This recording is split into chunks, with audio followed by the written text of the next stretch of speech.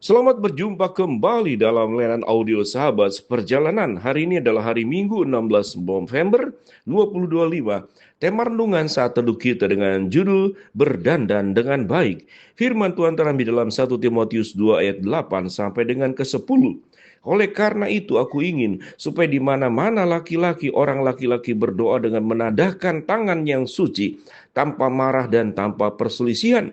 Demikian pula, hendaklah ia berdandan dengan pantas, dengan sopan dan sederhana. Rambutnya jangan berkepang-kepang, jangan memakai emas atau mutiara, atau pakaian yang mahal-mahal, tetapi hendaklah ia berdandan dengan perbuatan baik seperti yang layak bagi perempuan yang beribadah. Mari kita berdoa. Bapa yang di dalam surga, biarlah pakaian kami dan dandan kami sesungguhnya adalah perbuatan baik dan segala perkara yang baik yang melekat pada hidup kami. Dalam nama Tuhan Yesus kami berdoa. Amin. Shalom sahabat seperjalanan yang dikasihi Tuhan, di dalam surat 1 Timotius kita bertemu dengan sebuah tema yang ditulis oleh Lembaga Alkitab Indonesia mengenai sikap orang laki-laki dan perempuan dalam ibadah jemaat. Di sini diajarkan tentang bagaimana sikap kita pada saat hadir dalam ibadah. Ibadah tentu adalah sebuah pertemuan, dan sebuah pertemuan tidak hanya ibadah, mungkin pernikahan, hajatan, atau pertemuan-pertemuan lainnya. Maka kita perlu menampilkan sebuah penampilan yang terbaik, tapi bukan yang mewah. Bukan yang mewah. Memang dalam hal ini spesifiknya lebih kepada wanita, maka penjelasannya pun pada ayat yang ke-9 lebih kepada wanita. Hai perempuan, hendaklah berdandan dengan pantas, dengan sopan dan sederhana. Rambut jangan berkepang-kepang, karena tradisi pada waktu itu berkepang-kepang mungkin dianggap sebagai sesuatu yang negatif. Namun sebetulnya berkepang-kepang sendiri adalah bagian budaya yang setelah di zaman berbeda, di tempat yang berbeda, juga bisa punya makna yang berbeda. Seperti kita di Indonesia, kalau laki-laki dianggap rambut pendek itu lebih sopan daripada rambut panjang, itu budaya. Tapi zaman Tuhan Yesus, rambut panjang adalah perkara yang biasa. Maka budaya pun dipertimbangkan di dalam firman Tuhan untuk diikuti selama itu tidak bertentangan dengan firman Allah. Mari kita lanjutkan. Demikian juga, hendaklah perempuan ia berdandan dengan pantas, dengan sopan dan sederhana. Rambutnya jangan berkepang-kepang.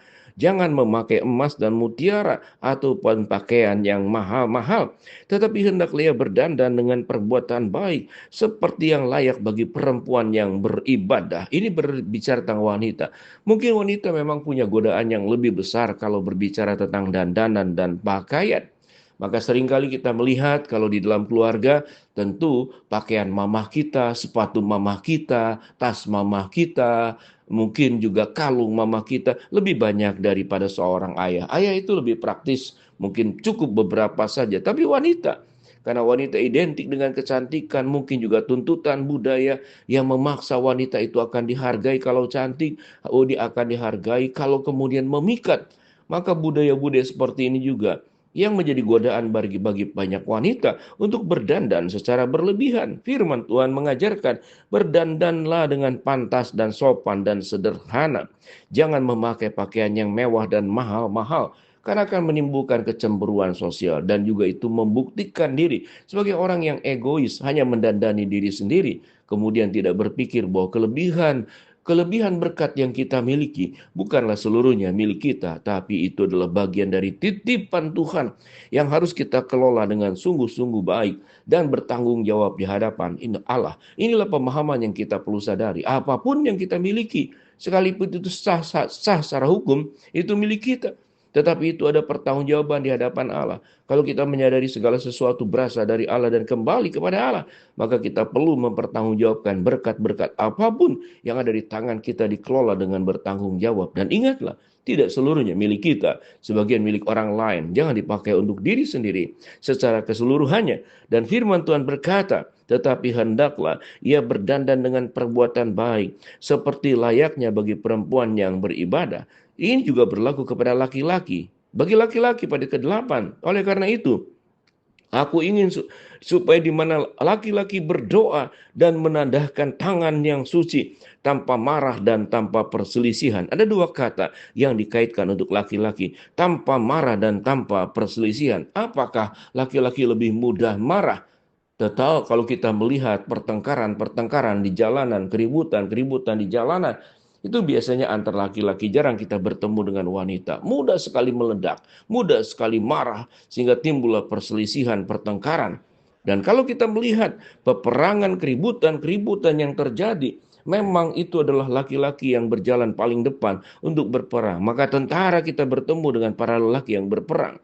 Nafsu kedudukan kekuasaan itu lebih melekat kepada laki-laki untuk memperluas kekuasaan. Itulah yang menimbulkan sumber-sumber perselisihan. Karena nafsu keserakan kepada kedudukan, nafsu keserakahan kepada katakanlah pengaruh, itu sangat melekat pada diri laki-laki. Setiap pribadi itu memiliki pekerjaan rumah masing-masing untuk diperbaiki. Buat laki-laki marah dan perselisihan, buat wanita catatan dalam firman Allah ini, hidup dengan pakaian yang mewah, berdandan secara berlebihan, sementara dia datang ke rumah Allah. Sementara Alkitab mengajarkan seharusnya baik perempuan dan laki-laki itu memakai dan berdandan perbuatan baik seperti yang layak sebagai pribadi yang beribadah kepada Allah. Mari kita tidak hanya berpikir bahwa laki-laki pun juga biasanya tergoda membeli jam mahal, membeli mobil yang mewah, sepatu atau apapun juga.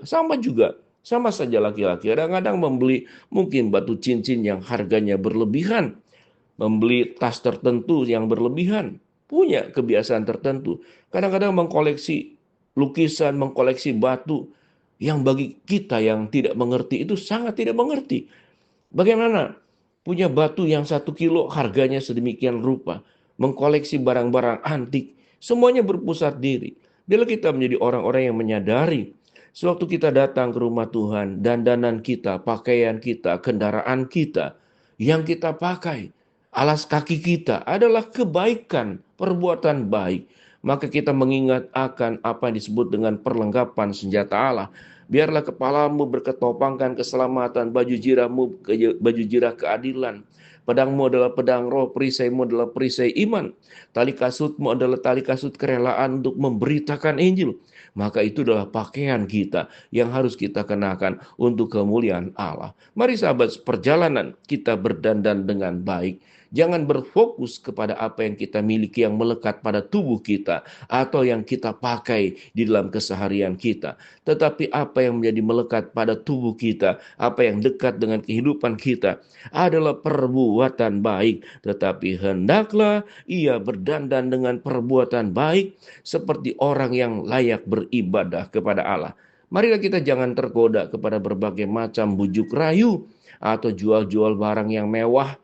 Kemudian itu sesungguhnya adalah tindakan yang tidak semestinya sebagai anak-anak Tuhan.